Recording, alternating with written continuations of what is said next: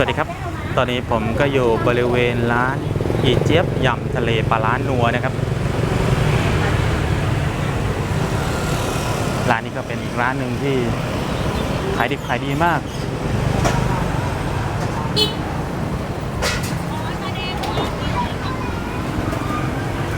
สวัสดีครับสวัสดีค่ะ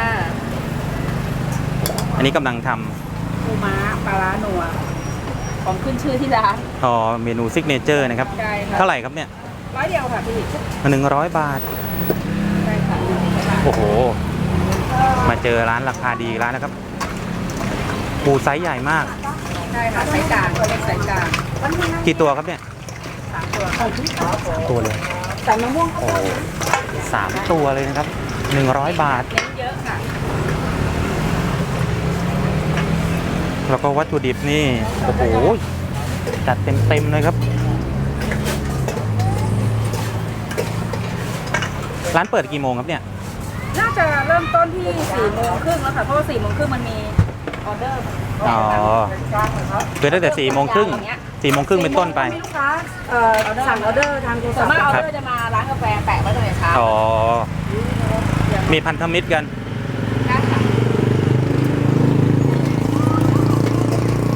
ขายทุกวันป่ะครับจันทร์หยุดทุกวันจันทร์หยุดทุกวันจันทร์ใช่ค่ะโอเคเดี๋ยวก็ให้แนะนำทางที่มาเนาะเพราะว่าผมก็มาตาม GPS เหมือนกันค่ะถ้าลูกค้ามาก็พิกัดเลยค่ะวชิรธรรมสาธิต57 อนุ44ครับอันนี้เป็นแบบสุกค่ะนี่สุกอันนี้เป็นแบบครับสูตรปูม้าสุกครับแต่ใส่ปลาร้านัวด้วยนะครับสูตรเด็ดของที่ร้านใส่ปลาร้าต้มสุกครับ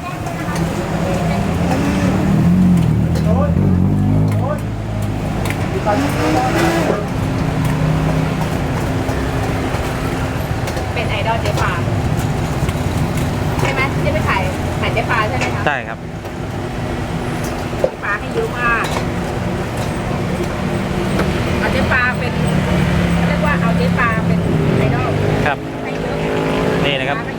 เจ๊ปลาได้ยินแล้วคงดีใจครับเจ๊ปลาตลอดแล้วขายมาได้นานยังครับเนี่ยครบเดือนเมื่อวานนี้ค่ะเหรอที่ผลตอบรับคือครับโอ้เพิ่งขายได้เดือนเดียวลูกค้านั่งรอเต็มหน้าร้านเลยครับเปิดร้านนี่แหละชั่วโมง40 กว่าคนใช้ไฟมีลูกค้าใช้แบบโซจอมแล้วก็มันคิวแล้วสูตรนี้ได้มาไงครับสูตรได้มาไงเป็นคนชอบทำกินมากกว่ามันก็เลยก็เลยออกมาได้ดีที่เห็นอยู่นั่นคือคิวนะครับนี่นะใช่ครับแปะไว้ยังมีอีกนะครับยังไม่จบโอ้สุดยอดครับเดือนเดียวผลตอบรับดีขนาดนี้นี่ยำมาม่าค่ะครับยำปูม้าของหนูปะใส่มะม่วงโคตรนะโอเคเคยได้ไปถ่ายเจเล็กด้วยใช่ไหมคะเจเล็กเมื่อก่อนนี้ตอนที่ทำแรกๆไปแต่ช่วงหลังไม่ค่อยมีเวลาครับกำลังจะหาเวลาไปอยู่ไกลมากอันที่2ยำมาม่านี้เท่าไหร่ครับมี60 70 80อันนี้ธรรมดา60ค่ะครับคิวที่22ค่ะนี่ครับคิวที่22ครับ22โอ้โหวัตถุดิบนี้จัดเต็มนะครับแล้วก็มีเจ๊ปลาเป็นไอดอลนะครับสุดยอดทีเดียวร้านนี้นี่นะครับหยุดทุกวันจันทร์ยำมาม่าส้มตำขนมจีน22หอยแครง22นี่ของใครคะมาหรือยังเอ่ย23จ้า23มาเลย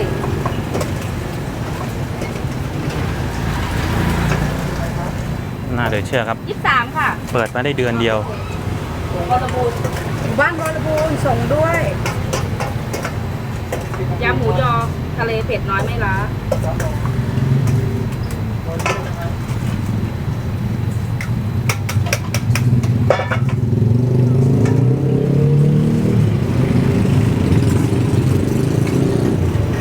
ของน้องถุงเดียวเนาะนี่ยำมาม่าเลยอ๋อโอเคมา60อันนั้น100 100เป็น160ครับ อย่าลืม นะครับ ร้านหยุดทุกวันจันทร์อันนี้คือสูตรน้ำตาลเคี่ยวเหรอครับ ใช่ค่ะตาลเคี่ยวทำเองเหมือนกันคิดเองค่ะมันก็ลงตัว ถ้าเราชอบทานอาหารทำอาหารทานเนี่ยมันก็ ชอบทำมันก็เลยออกมาแบบ ไม่รู้สิเป็นคนชอบทำแล้วก็ชอบดูพวกคลิปยูทูบด้วย ครับ ก็เลยเอามามิกมาผสมนู่นนี่นั่นมันก็เลยออกมาลงตัวอย่างนี้มันไม่เหมือนกันเป็นคนชอบกินด้วยไง มันอยู่ที่เขาเรียกลิ้นเราด้วยเนาะ ใช่ค่ะ ถ้าลิ้นเราเป็นลิ้นที่ถูกปากโดยรวมก็โอเคอะผลตอบรับก็ดี ครับพี่ดูหุ่นคนกิน เขาชอบทำไง ครับ ชอบทำกิน อันนี้คือยำอะไรครับเนี่ย หมูยอทะเลค่ะ หมูยอทะเลนี่เท่าไหร่ครับ อันนี้ถ้าเป็นทะเลด้วยเป็นเพชร70 บาท อืมหมูยอใช้ของที่ไหนครับเนี่ย เจี๊ยบและของที่ไหนไม่ได้ดูที่ต้องเราเป็นให้เจี๊ยบอ่ะ แต่หั่นเป็นเส้นนะ มาของ ครับ 80ประกอบด้วยนะยำตีนไก่ร้านเรา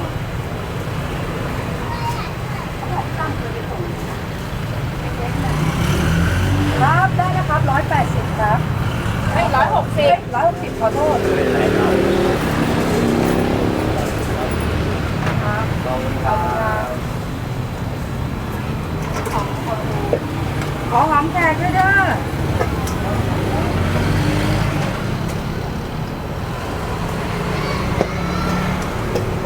นี่ก็เป็นยำตีนไก่ครับ สูตรน้ำตาลเคี่ยว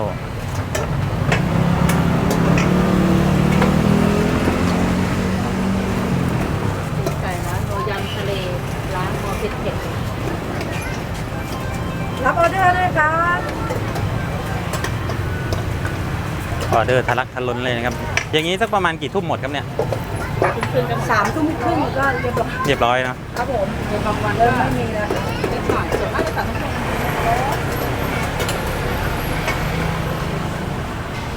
ใส่บลูทูธไว้อะสิ ฮะเดี๋ยวอ่ะเตรียมมาใส่ฮัลโหลสวัสดีค โอ้ รับ โหวัตถุดิบจัดเต็ม แล้วก็ ลูกค้าให้การตอบรับ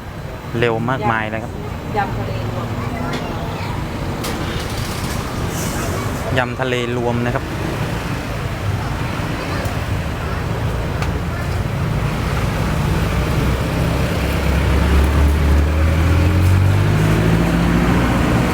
ที่ร้านนี่เมนูอะไรแพงที่สุดครับเนี่ย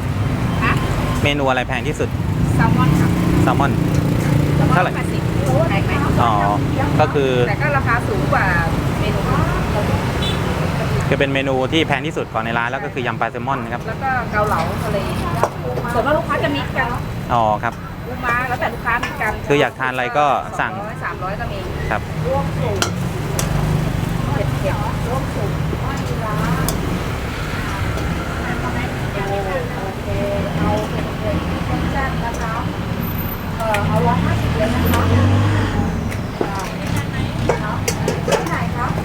นี่นะครับปลาร้านัว โอเคคุณอะไรครับโอเคจ้าจ้า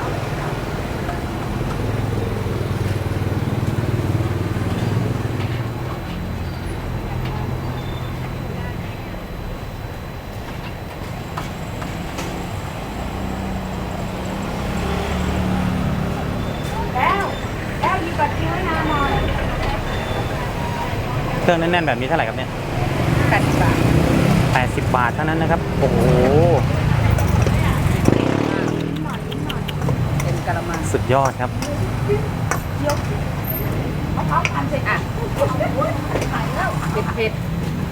อันนี้ของบรบูรณ์ 80 บาทนะครับ ใช่ครับ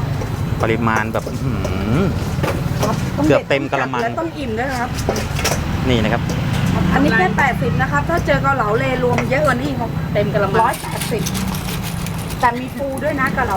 ลาทะเลรวม ครับ กำไรอยู่ไหนไม่รู้ รู้ได้เอาลูกค้าไปก่อน รู้เลยว่าขายเอามันไว้ก่อนนะ ครับผมต้องอิ่มด้วยครับ อร่อยด้วยแล้วต้องอิ่มด้วย เดี๋ยวกำไรก็จะตามมาเอง ใช่ค่ะ อันนี้3อย่าง150เลย นี่นะครับ ปูม้าหอยแครงกุ้งสด ปูม้าหอยแครงกุ้งสด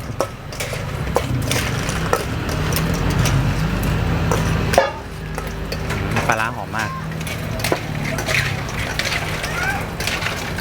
ยำหมูยอตัวด้วยน้อย แล้วก็ยำตีนไก่ปลาร้านัว แล้วก็ยำทะเลรวมเผ็ดๆ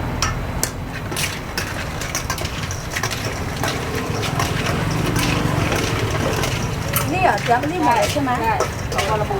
3 ถุง ใส่อะไรปูนะ ยำทะเลน้ำนัวเผ็ดๆ 25จ้าย ำหมู ใส่ปลาร้าจ้าวุ้นเส้นกุ้งสด ใส่แค่กุ้งสดเหรอวุ้นเส้นกับกุ้งสด2 อย่าง โอเค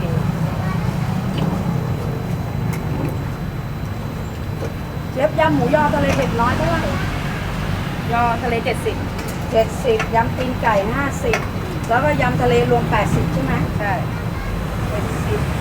200 เนื่องจากแม่ค้าทำงานเร็วเนี่ยผมขอให้ชมมุมกว้างนะครับ เพราะว่าถ้าชมมุมแคบเนี่ยเราจะไม่ทัน กล้องจะแพนไม่ทันนะครับ นี่พี่ตั้มมาส่งลูก ยอกุ้งสด เอ้ย ทำไหลบัว เส้นกุ้งสด ปลาร้าปูม้ากุ้งสดแกงเด็ดลูกนึง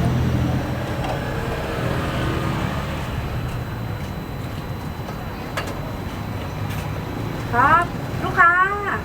เมนูนี้ของใครครับยำปูม้ากุ้งสดใส่มะม่วงข้าวโพดไหมอยู่ในราคานี้อยู่แล้วอยู่ในเซตนี้อยู่แล้วฟรีโอเค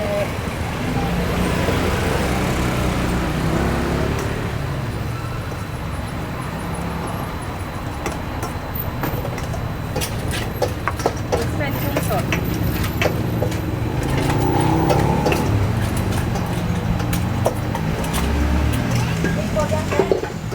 ยัง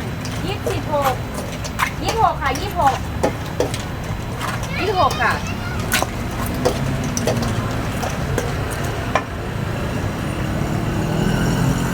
น้องไม้ก็มา22ที่ของใคร มาดูเลยเจ๊นงมาก ยำหอยแครงยำของใครไม่มีเบอร์โทรไม่มีอะไรเลย ชื่ออะไร ไม่มีเบอร์ไม่มีชื่อ งั้นอย่าเพิ่ง ยำมาม่าใส่ปลาร้า70ไม่เผ็ดถุงธรรมดา พี่ตั้มส่งหมู่บ้านวรบูรณ์ด้วย บ้านเลขที่อยู่ที่ใบที่บินเลย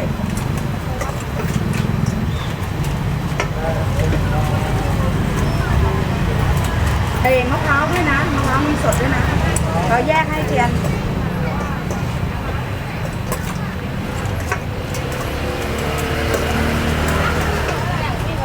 ของพี่กินที่เท่าไหร่นะคะ22ไหม28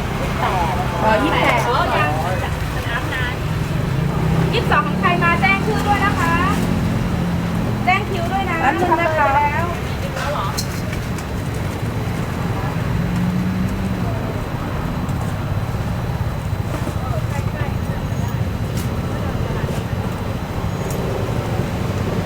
ไม่เผ็ดธรรมดา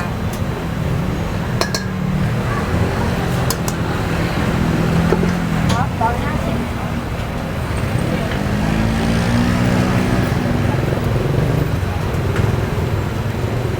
ครับไปออเดอร์ อันนี้ของน้องเขาเสื้อดำอย่างเดียว โอเคยำวุ้นเส้นกุ้งสดสวัสดีครับลูกค้ารบกวนจดเลยนะคะ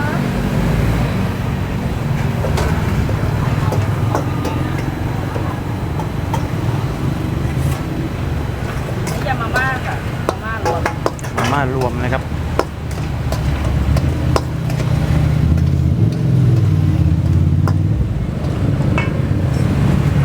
บอกได้เลยสีสันปริมาณนี้ที่สุดครับ ขายแบบเอามันกำไรไม่เน้นครับ เดือนเดียวค่ะ ช่วงนี้เอาลูกค้าก่อน เดี๋ยวก็รู้ จะรุ่งหรือจะร่วงสุดท้ายจะรุ่งนะเพราะให้เยอะ จะรวย จะรวยนี่หาทุนเหรอ อกก็ได้ค่ะ ใช่ครับ ให้ลูกค้าได้ กำไรจะน้อยจะมาก ก็ ยำขนมจีนใส่ปลาร้า1 ถุงปลาทูหมูยอธรรมดา ถือเป็นการโปรโมชั่นไปในตัวนะครับ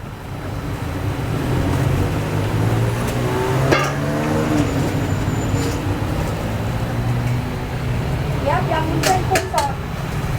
60 60 บาทจ้าขอบคุณค่ะ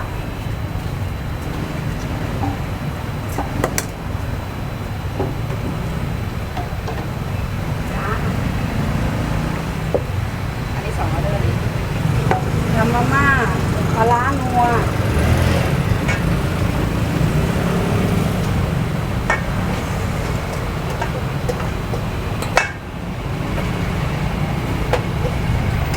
ยำขนมจีนก็มีนะครับที่นี่ จีนหมูยอปลาทู ขนมจีนหมูยอปลาทู50 บาทใช่ไหมครับ ใช่ค่ะ50 บาท โอ้โหยำเกาเหลาทะเลรวมก็มีนะครับ180 บาท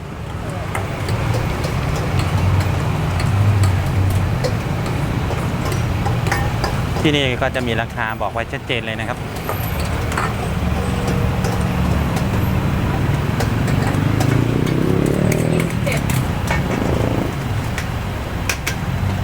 แซลมอนเผ็ดร้า ขอบคุณอันนี้เยอะๆนี่อ่านนะค่ะถึงเป็นกลาง28เนาะ แซลมอนล้าได้เผ็ดกลาง เอาต้มได้ไหมได้เอายำหอยครับเดี๋ยวนะป้าอันนี้ยำมาม่ารวมไม่เผ็ดแล้วก็ยำขนมจีนใส่ปลาร้า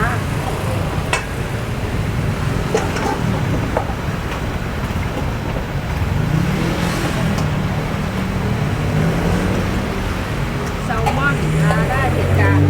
ได้ไหมยังมาใช่ไหมโทรมาคุณอะไรเกสเหรอ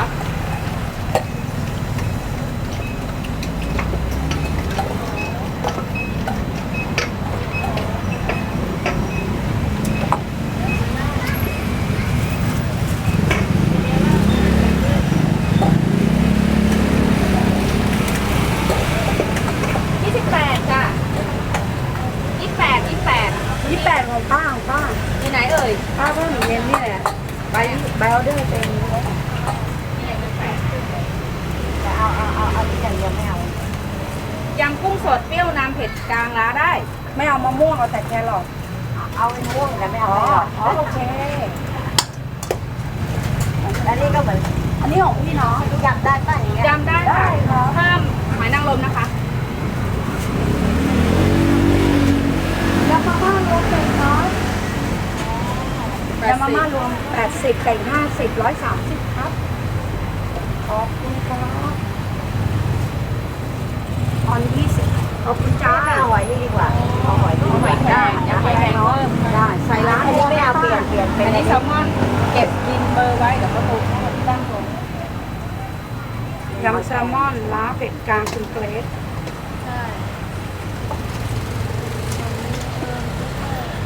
ยำกุ้งสดใส่มะม่วงข้าวโพดไหมโอเคแสดงว่าไม่อย่างเดียว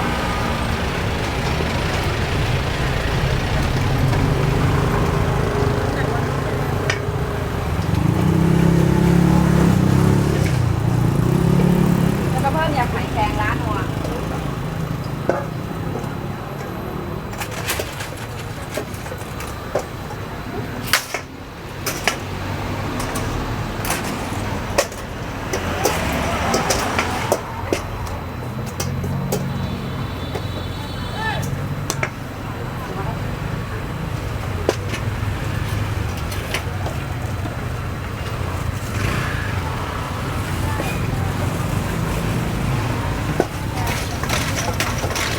เอามาเลยนะพี่จ้ะชื่อไม้ที่สั่งมา โอเค หนูรอแล้วพี่ทำให้ พี่ยังไม่ทำให้หนูมาแจ้งชื่อก่อนแล้วพี่ทำให้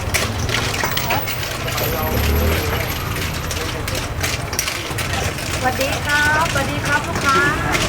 กลับบัตรคิวหรือยัง อ๋อโทรสั่งไว้ค่ะ เขาจะสั่งไว้ ตั้งโทรหาคุณเกสค่ะ สวัสดีครับ แซลมอนได้แล้ว แล้วก็หยิบบัตรคิวนะครับแล้วจดรายการอาหารให้ผมเลยนะ นี่นะครับคือความสุดยอด เปิดมาได้เดือนเดียว ที่180ครับใส่ปลาร้าไม่ใส่ปลาร้า พิกัดให้หาคำว่า ปลา โกยกลางบึงอาหารไทยจีนซีฟู้ดนะครับร้านก็จะอยู่ติดกันเลย ไม่จำแต่บ้านก็คือไม่ใส่ปลาร้าด้วยนะแต่ถ้าลูกค้าจะใส่ปลาร้าหนูบอกได้ด้วยน้ำปลาร้าต้มสุกนะ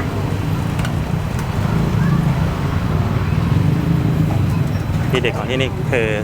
น้ำปลาร้านัวครับ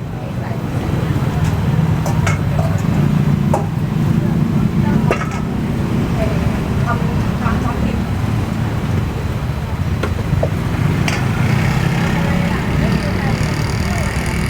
ครับแป๊บนึงนะคะ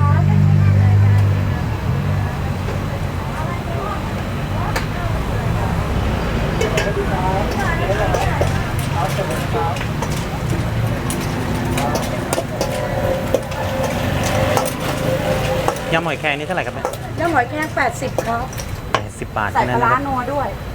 ครับผม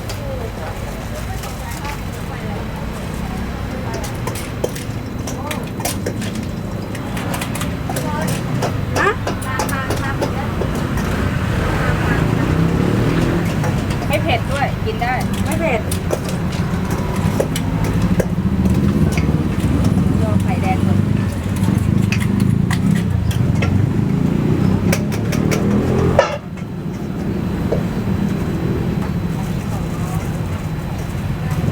โยนไข่แดงแยกน้ำยำตีนไก่แยกน้ำใส่น้ำไหมหนู น้ำสดเปรี้ยวเผ็ดนำของป้าเป็น2 ถุงเนาะยำกุ้งสด1แล้วก็ยำหอยแครง1เจี๊ยบตัวออเดอร์ของอะไรปลาแซลมอนอยู่ไหนไปออเดอร์ ให้ไปแล้วเขาโทรตามอยู่ 180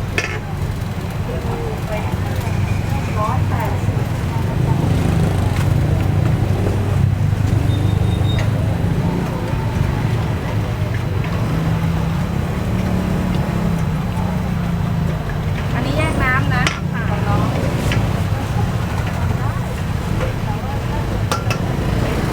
สวัสดีครับพี่อารยาแป๊บนึง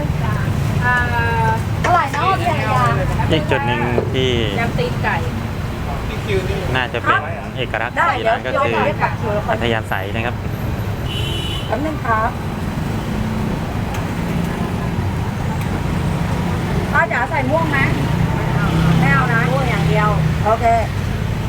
เดี๋ยวไม่เอาโอเคใส่บัวไหมใส่ไปแล้วใส่ให้ใส่บัวแท้ด้วยก่อนด้วยใส่ไปแล้วก็ใส่ไปเลยกันไปกลัวลูกค้าไม่อิ่ม ขออิ่มไว้ก่อนให้ลูกค้าอิ่มด้วยอร่อยด้วยนะชอบกินมะม่วงมากกว่าอ๋อเหรอเดี๋ยวหนูใส่ให้ต่างหากแถมไปไม่ เท เป็นไร ให้พี่หน่อยพี่มีกะละมัง อันนี้แยกน้ำก่อนที่จะเอากะละมัง อันนี้ของมินน้องวายนี้27 28 29ของใครเอ่ยพี่อาริยาถึงคิวพอดีเลยยำแซลมอนร้านนัวยำมาม่ากุ้งสุกกุ้งอย่างเดียวนะคะพี่โอเค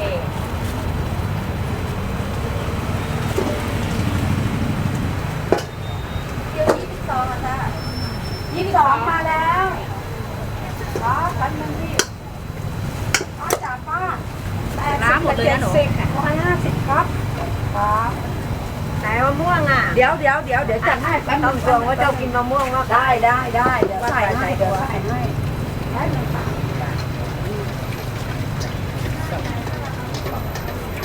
เดี๋ยวใส่ตรงนี้ให้ ไม่ต้องเยอะหรอก ครับมะม่วงเดือนเก้าอร่อยดีจะเปรี้ยวๆมัน ของอันนี้แยกน้ำนะ ดีใส่แล้วเลยห้ามใส่ โอ้ยอยากทำมาม่า ลงมากวันนี้เลยมาครับที่ของลูกค้าโทรมาสั่งชื่ออะไรนะครับจ้ะขอคุณมาเหรอโอเค ของน้องมาอยู่นี่ แยกน้ำ ค อ รั ยู่ บป้าขอบคุณนะครับย้ำขาดก้า กับไอเทียนแยกน้ำให้อยู่ โอเคเรียกมา พี่อารยามาม่ากุ้งสุกแล้วก็แซลมอนชุดหนึ่งนะคะพี่ มาม่าเผ็ดไหมเผ็ดนิดหน่อยโอเคนิดหน่อยของหนู แรงแรง ร้องวันศุกร์เนาะใช่วันศุกร์ต้นเดือนเราก็ออก พี่ก็ว่าอยู่พี่ยังไม่ทำแล้วน้องมาแจ้งชื่อก่อนเดี๋ยวทำให้ของหนูว่าคิวที่สองด้วยนะพี่ก็เลยเดินไปก่อนเดี๋ยวให้หนูมาก่อนดีกว่า ได้ลองสั่งเลย ใครยังไม่เลือกคิวแจ้งด้วยนะคะ 22มาแล้วเดี๋ยว นะ 22มาแล้ว 22มาแล้วโอเคเดี๋ยวทำให้นะคะเดี๋ยวตอบพี่อารยานี่เลย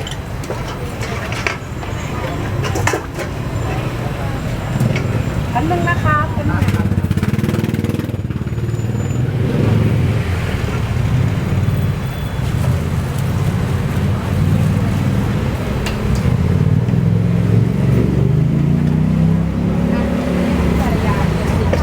กับแซลมอน180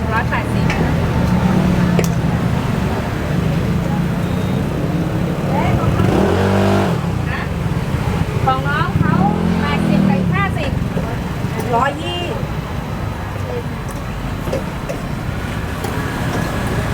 ปลาร้าหมดเลยส่วนมากลูกค้าติดปลาร้าคนที่ไม่กินก็กลับมาติดเหมือนเดิม แสดงว่าเด็ดจริง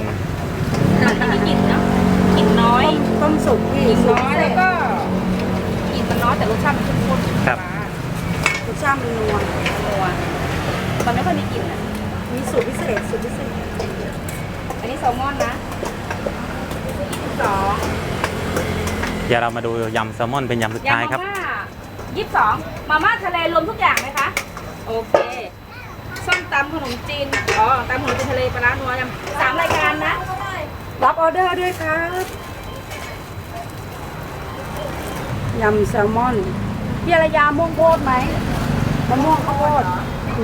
ไม่เอานะวันนี้โอเค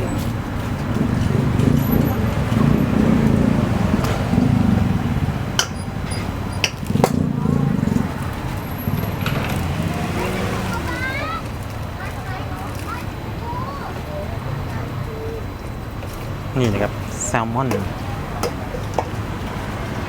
180 บาท ครับผมสดใหม่ ซื้อมาเป็นตัวเลยนะพี่แล้วก็มาสไลด์เอา ครับแร่เองครับ ใช่เพราะว่ามันไม่รู้นะผมว่ามันต่างกันนะ เวลาแบบเราซื้อมาเป็นชิ้นที่เขาสไลด์มาแล้วอ่ะกับเราซื้อมาเป็นตัว เวลาสไลด์อ่ะมันในเนื้อปลามันออก อ๋อ ใช่ มันทำให้แบบยังมีรสชาติมีความสดของเนื้อปลาอยู่ ครับ